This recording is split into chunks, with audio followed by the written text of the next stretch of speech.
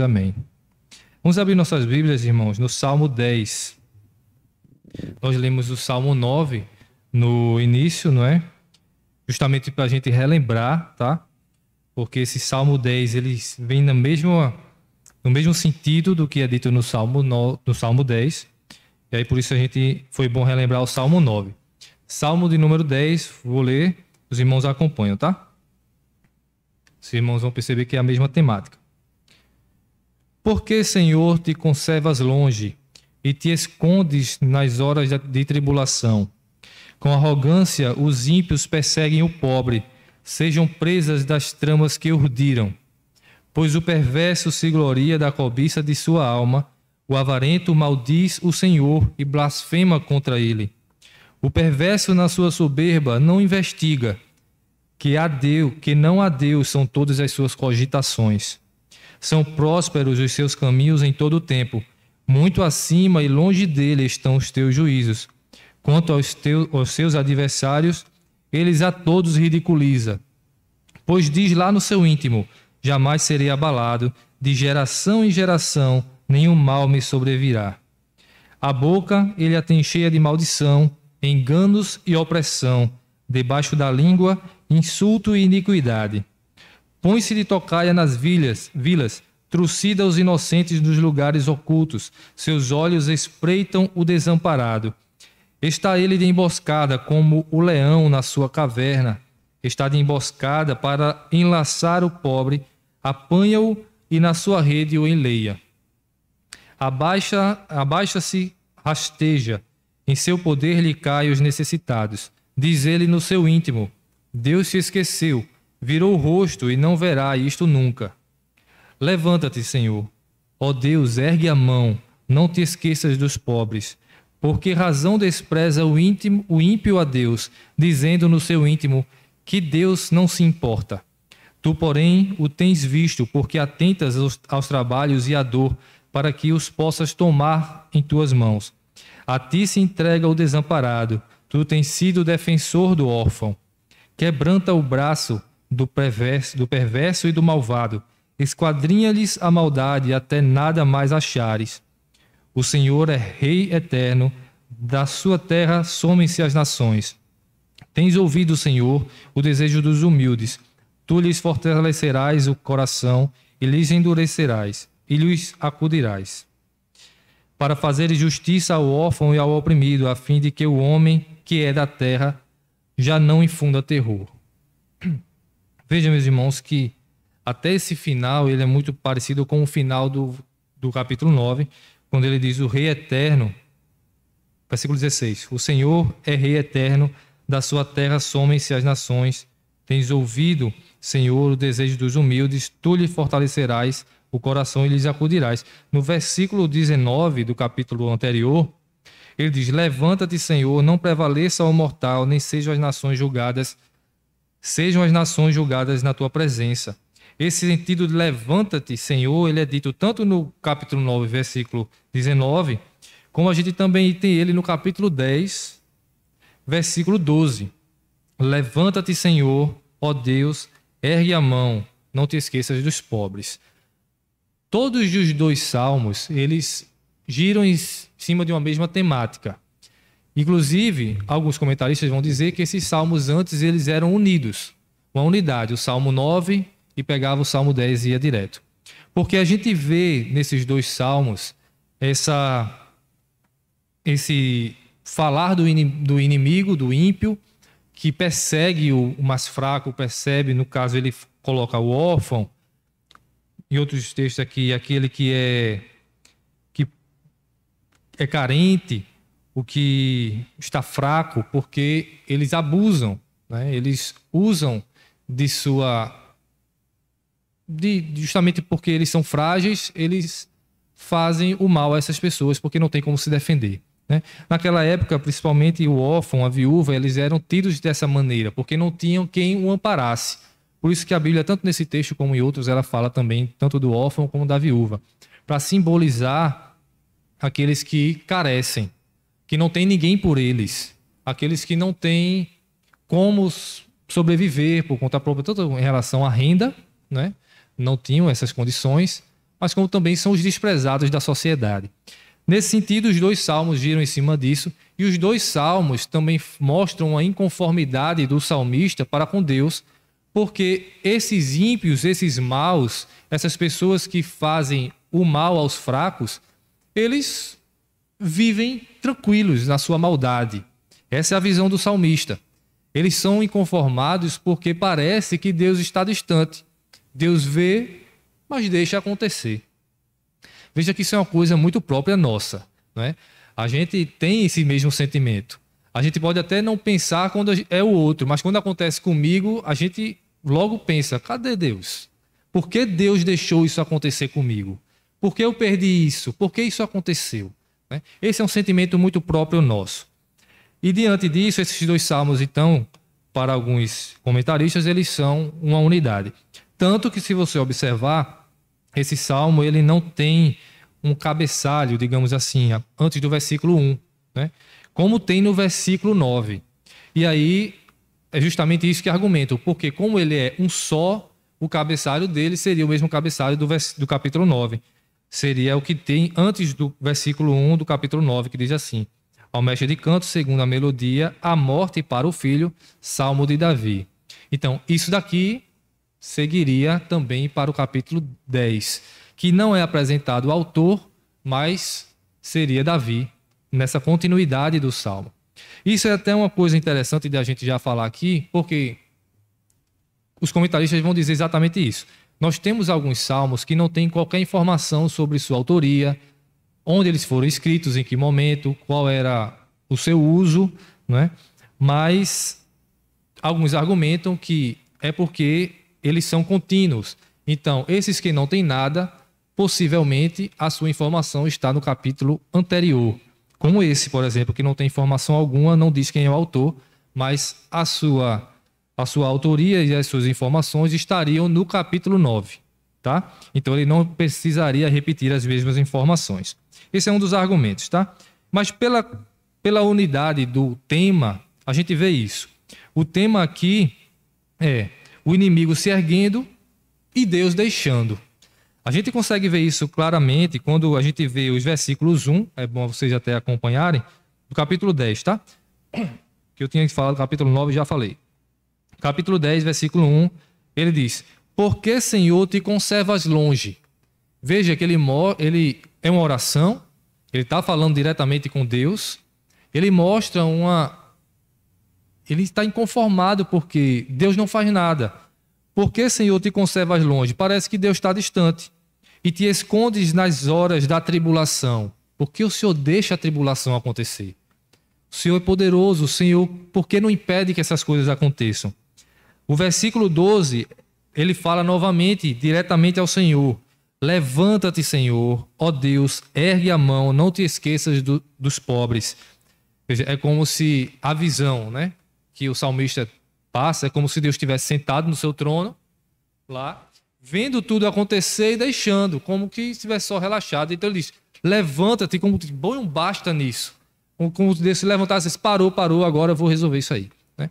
O desejo do salmista é esse, como se Deus estivesse distante, deixando, e ele pede ao Senhor que ele interrompa essa maldade que está acontecendo. Isso é da parte do salmista, que a gente já sabe, né? Provavelmente é Davi.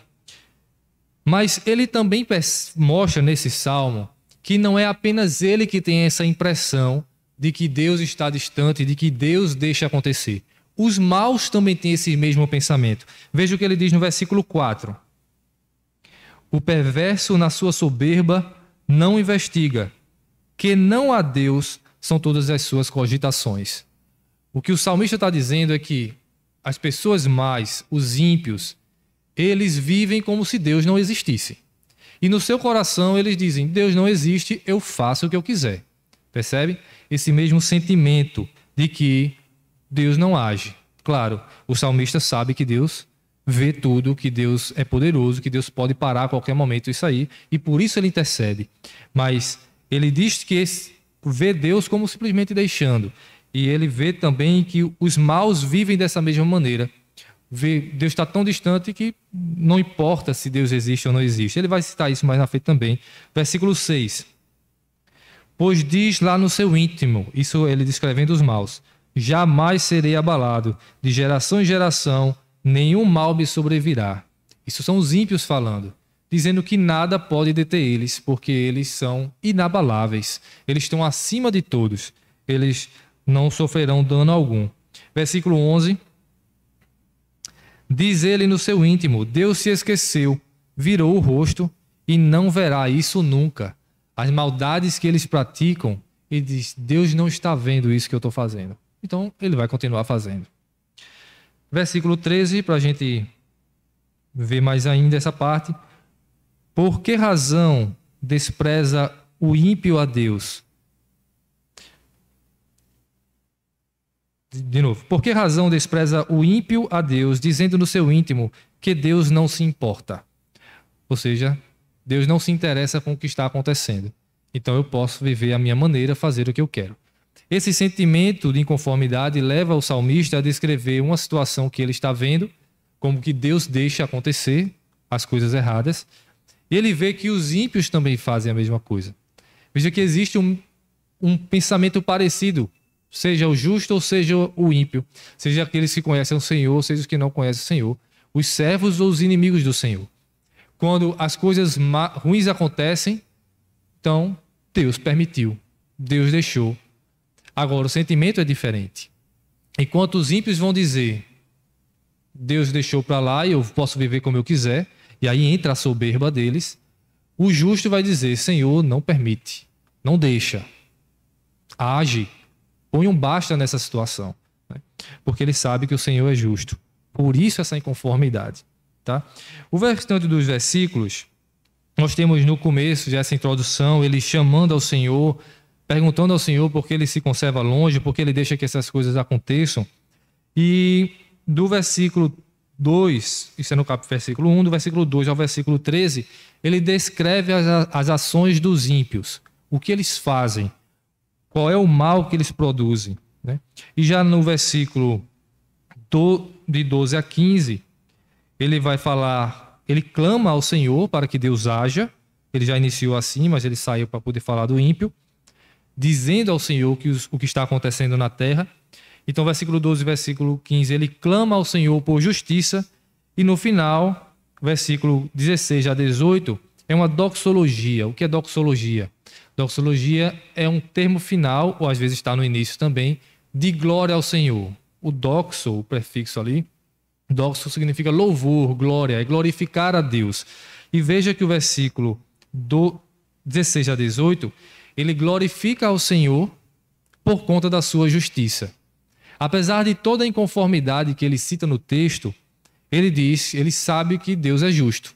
Ele sabe que Deus não tolera o mal, não tolera o pecado, está vendo a injustiça e vai pôr um fim nela. Veja o que diz no versículo 16 a 18. O Senhor é Rei eterno, na sua terra somem-se as nações.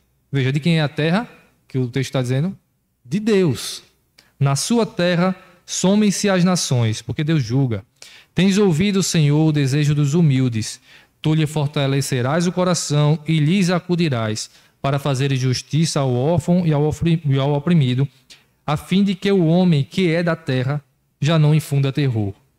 Então, esse é a totalidade do Salmo. Ele buscando um clamor ao Senhor, ele clama ao Senhor, ele expõe ao Senhor o que está acontecendo na terra, pede para que Deus ponha fim nisso, e no final ele glorifica a Deus porque ele sabe que Deus está vendo. Ele sabe que tudo terá um fim, é a confiança, e aí é a expressão da fé. Embora as coisas ruins estejam acontecendo e ele esteja clamando, ele sabe que Deus responderá a sua oração. Vamos destrinchar um pouco essa parte quando ele fala do perverso, tá? Eu quero fixar um pouco nisso. Do versículo 12 ao versículo 13, ele expõe o que acontece na terra, o que os perversos estão fazendo e que Deus está deixando. Ele diz assim, com arrogância, versículo 2. Com arrogância os ímpios perseguem o pobre, sejam presas nas tramas que urdiram. Pois o perverso se gloria da cobiça de sua alma, o avarento maldiz o Senhor e blasfema contra ele. Veja, eu vou dar umas pausas, tá? Para a gente ver bem o que ele está falando. No início ele fala da arrogância, porque ele vive como se não houvesse Deus, ele faz o que quiser. Ele vai dizer mais na frente que ele não é abalado por nada, então essa é a arrogância do ímpio. E ele expressa o seu desejo de que eles sejam presas das suas próprias armadilhas. No versículo 3, ele diz que o perverso se gloria da sua cobiça, de sua alma, o avarento maldiz o Senhor e blasfema contra ele. Veja, ele maldiz o próprio Deus e blasfema contra Deus. Nós fomos criados por um propósito: glorificar a Deus sobre todas as coisas. Glorificar a Deus e viver para se alegrar nele. É o que diz o nosso catecismo. E baseado, claro, nas Escrituras Sagradas. Veja como é totalmente o inverso.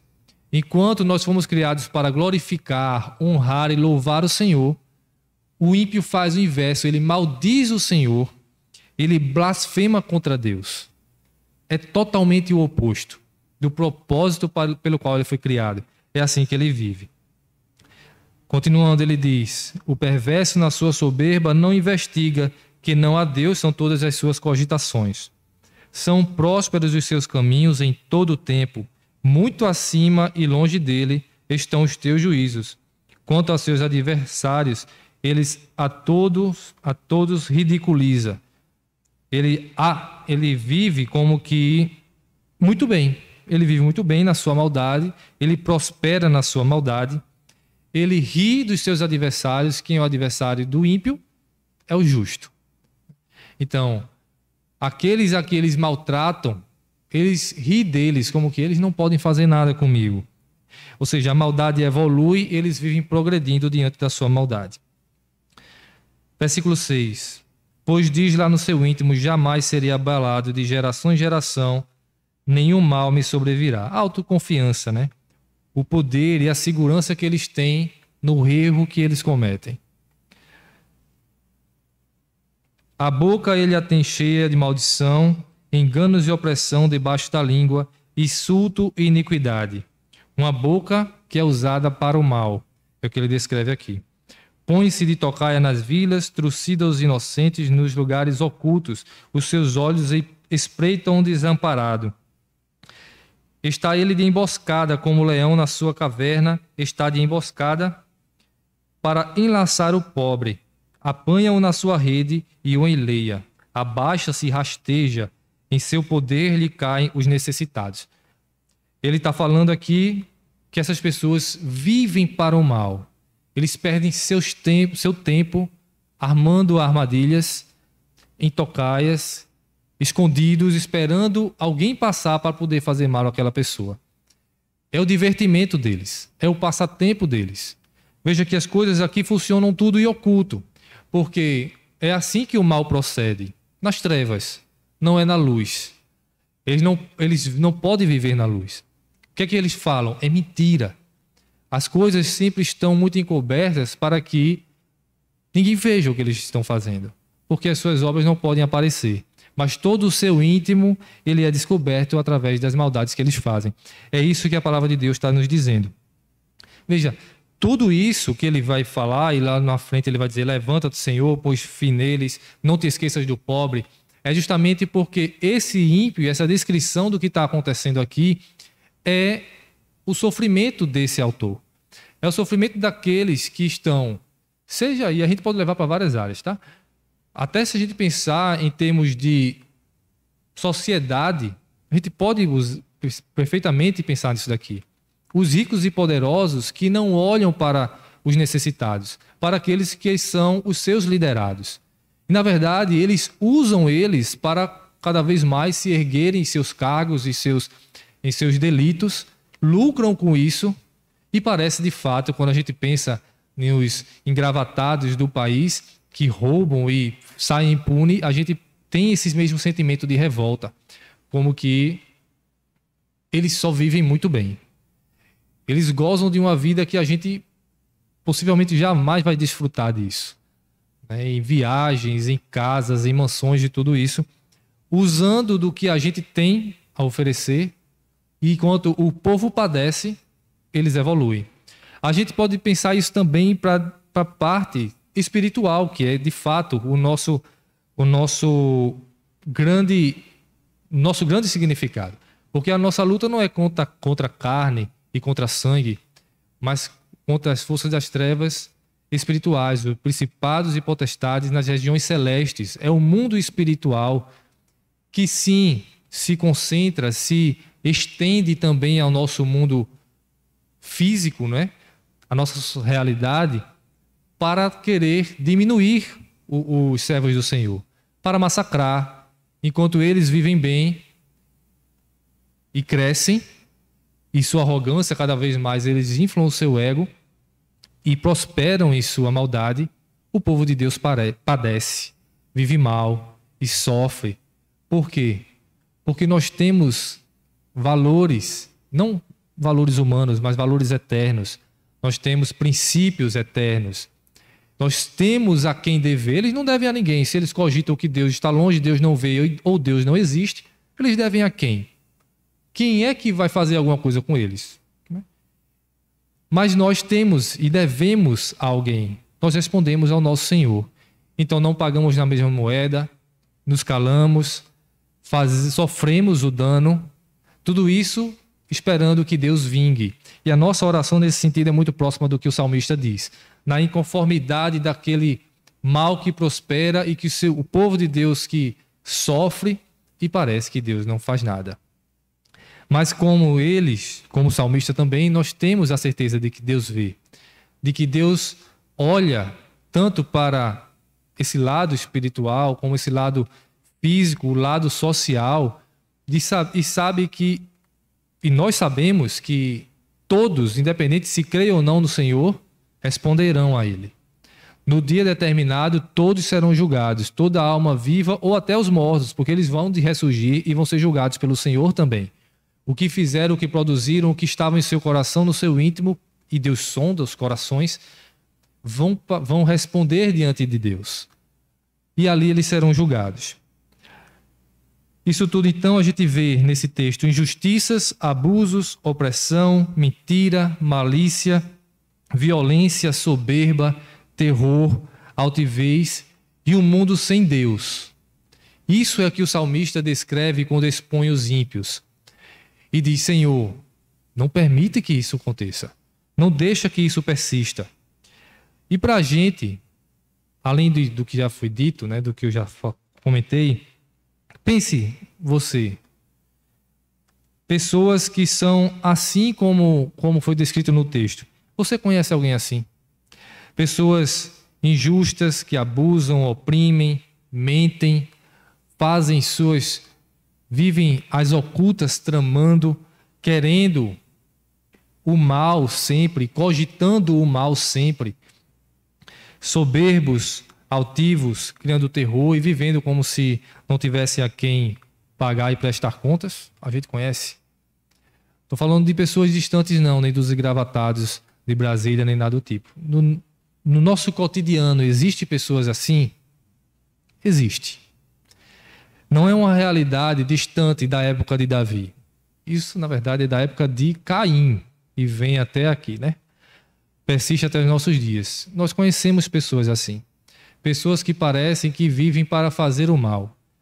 Que parece que vive como que Deus não exista.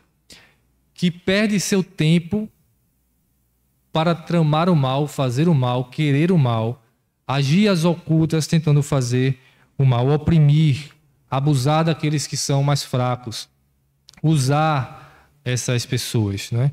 Temos pessoas assim na nossa sociedade. E aí, depois de constatado por vocês aí que responderam, que existe pessoas ainda assim no nosso meio que tentam lucrar em cima da bondade dos outros, né? E da fragilidade dos outros. Pense, nós somos assim, você é assim.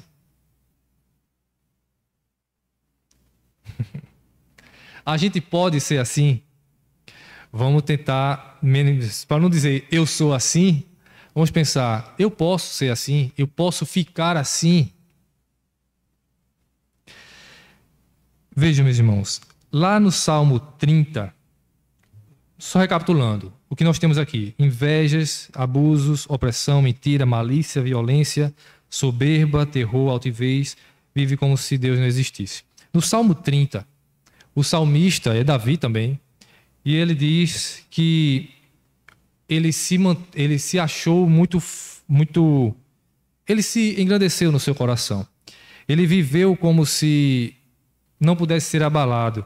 O Salmo 30 diz assim, eu não vou ler o texto todo, porque o texto todo, na sua completude, fala várias coisas. Mas nessa parte em específico, ele diz, quanto a mim, dizia eu na minha prosperidade, jamais seria abalado. Isso é capítulo 30, Salmo 30, versículo 6.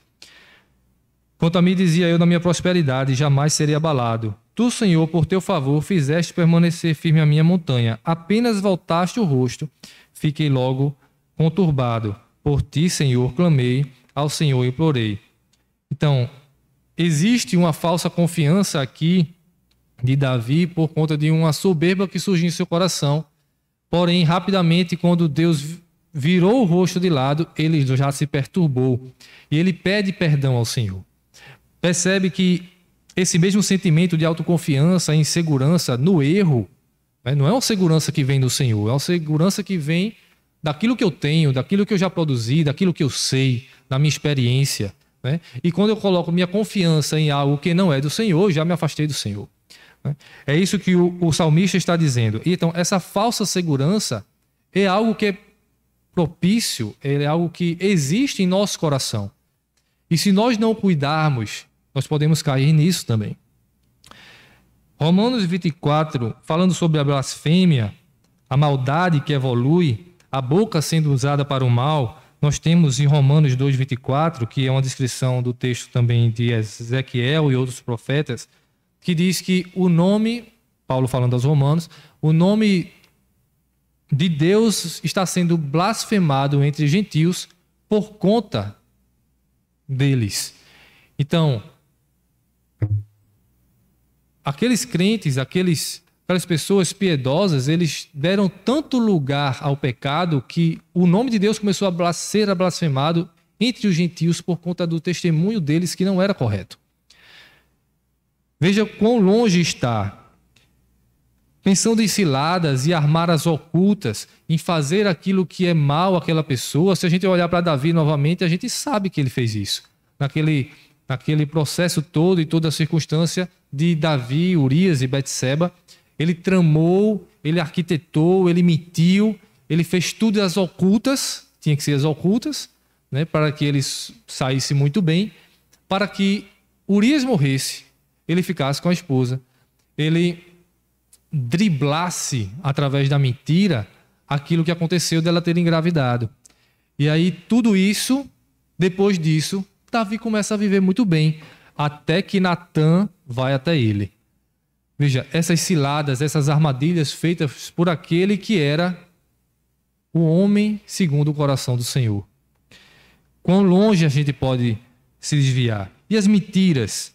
Pedro, quando mentia, negando, dizendo, não conheço, não sou com ele, não sou nada disso.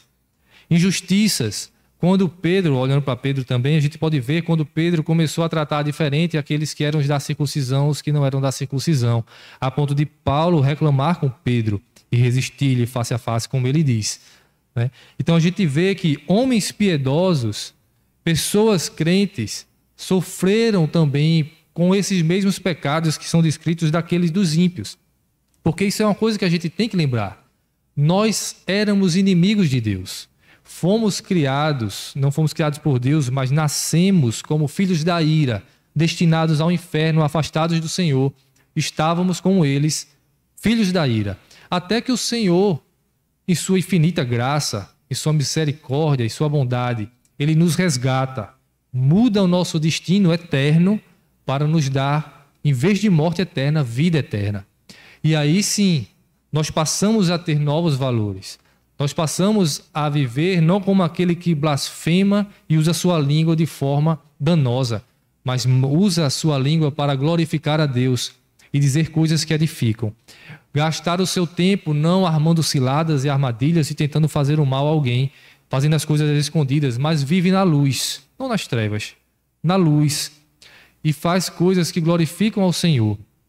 E olha para o necessitado não com desprezo, não como fonte de lucro pessoal, pelo contrário, olha como aquele que é igual a mim, amando o próximo como se ele fosse eu mesmo e gastando meu tempo, meu esforço, minha força para que ele seja elevado assim como eu. Eu quero ele como eu. Se eu estou ruim também, eu quero que eu e ele cresça junto, né? Que ele não fique igual a mim se eu estou ruim, mas que todos cresçam juntos no Senhor, para que não passe dificuldade, não passe necessidade, de forma a facilitar a vida das pessoas.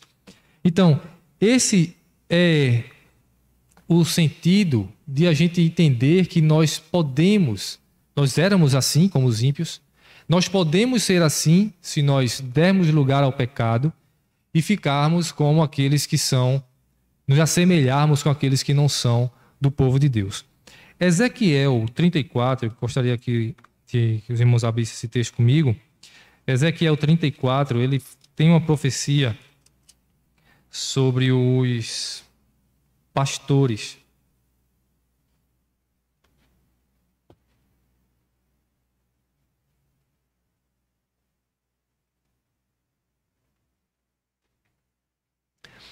O capítulo todo ele fala de uma profecia contra os pastores infiéis de Israel. E aí, pense que não são pastores nem a profissão, nem pastor o que a gente tem hoje, tá? Pastores como sendo os líderes, os príncipes das tribos, o rei, os ministros, os sacerdotes, os levitas, todos eles, né? Porque são líderes, tá? E nesse texto ele vai falar que os pastores, eles não pastorearam o rebanho do Senhor. Os líderes não cuidaram daqueles que são os filhos de Deus. E aí o texto vai justamente trazer o que eles fizeram e vai trazer os castigos que virão a eles, porque justamente eles não cumpriram aquilo a quem Deus confiou a eles.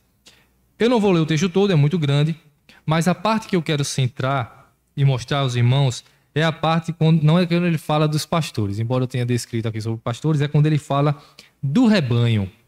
Porque na descrição ele vai dizer que os pastores, eles pastoreavam a si mesmos e usavam as ovelhas simplesmente para a fonte pessoal, para comer da gordura, para comer da melhor. Eles não faziam bem às ovelhas, eles simplesmente faziam o mal às ovelhas a fim de engordarem na sua fartura.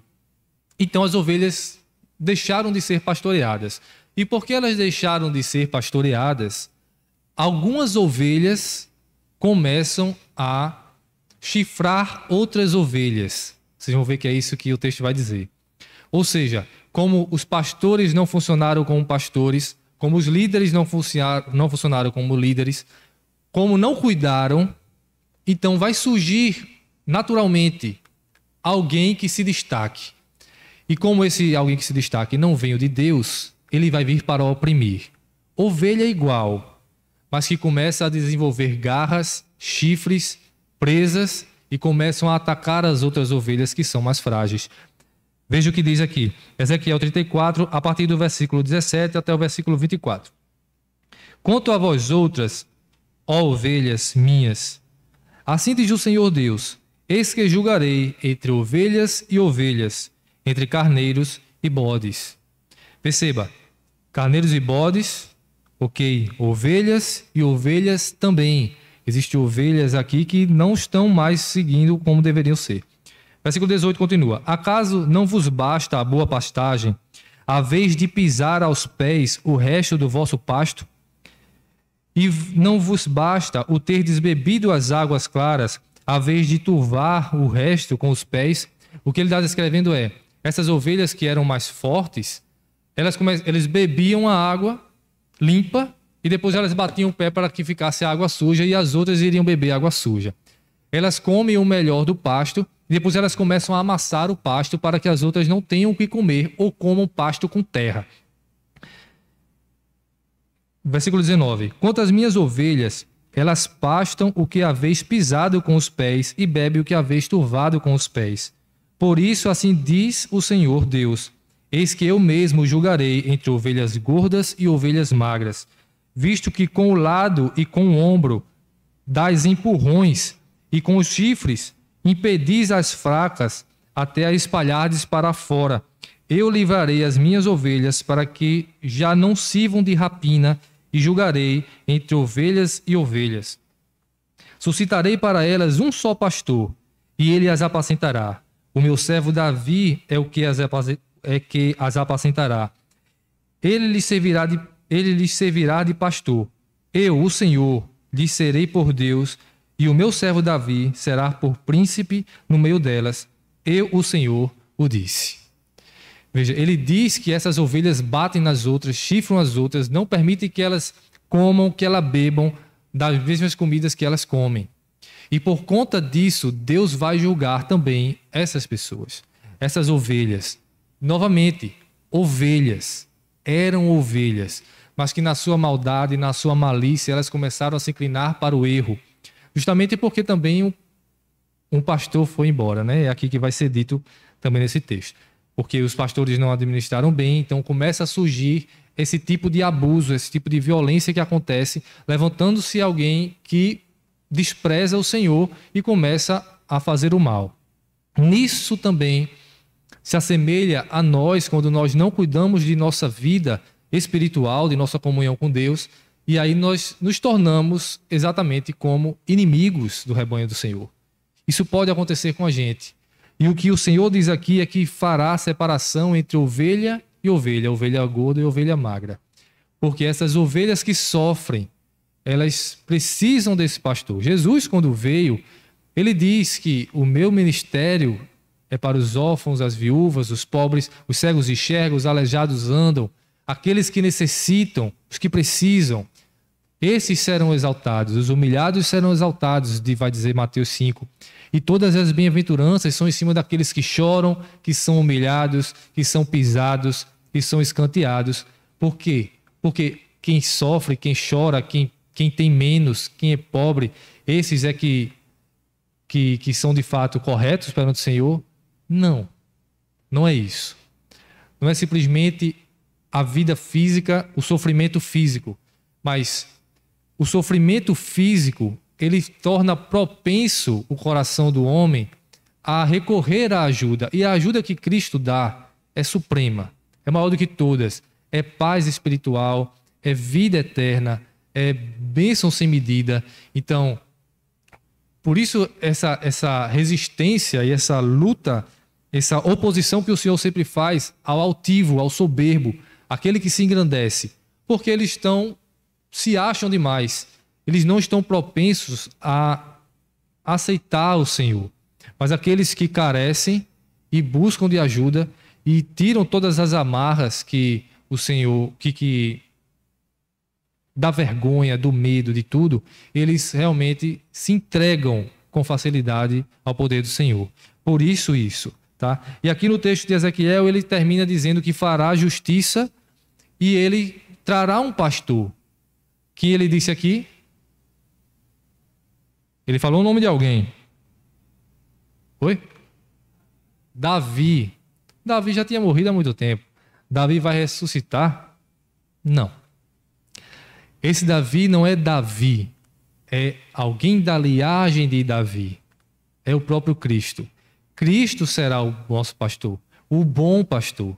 Ele vai dar fim às nossas dores, vai vingar os seus, vai trazer renovo, vai nos guiar para os pastos, guiar por vales escuros, mas com segurança. Vai nos dar o melhor do pasto, o melhor da água, a água cristalina. Isso é ser pastoreado pelo bom pastor.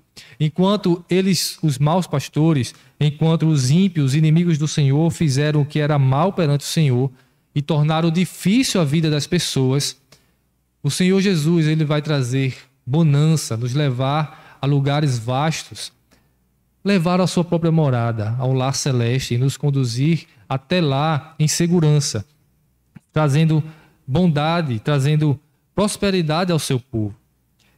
Isso se aplica então a nós. E o texto, como termina, voltando para o Salmo 10, é o que nos traz essa certeza, é o que renova essa confiança de que o Senhor é justo, de que o Senhor é poderoso. E unido a tudo isso, nós sabemos que é Cristo. Cristo é quem vai fazer tudo isso. Quando ele diz no versículo 16, ó Senhor, Rei eterno, Cristo é o Rei eterno, na sua terra somem-se as nações, porque o Senhor julga. Tens ouvido, o Senhor, o desejo dos humildes. Tu lhe fortalecerás o coração e lhes acudirás. Perceba, o Senhor vai fortalecer o coração e vai acudir, vai trazer socorro. Mas primeiro ele fortalece o coração, para que a gente continue resistindo. Ele está pedindo para que Deus pare, mas ele tem a certeza que Deus vai fazer parar. Ele vai fortalecer o coração dos fiéis dele para que eles resistam durante todo esse tempo. E depois de persistir e sermos experimentados e aprovados por Deus, ele nos acudirá para fazer justiça aos que carecem, o órfão e ao oprimido, a fim de que o homem que é da terra já não infunda terror. O Senhor é justo, ele ouve, fortalece e acude, traz socorro ao seu povo. Então, aguente firme na sua oração, naquilo que você está passando. Saiba que Deus está vendo, que por mais que você pense que Ele não está vendo, Ele está vendo. Ele sabe que você luta para permanecer fiel nos caminhos dEle. E nisso você será contemplado por Deus e será abençoado por Deus, coroado por Deus por conta da sua luta e da vitória que já alcançamos em Cristo Jesus, mas se estende a todos aqueles que são fiéis a Ele e se rendem à sua glória e à sua majestade. Amém? Que o Senhor nos abençoe, meus irmãos, e nos traga sempre essa confiança de que nós podemos esperar do Senhor e qualquer que seja a dificuldade, Ele nos ouve, Ele vai nos dar o que é necessário para vencer. Vamos ficar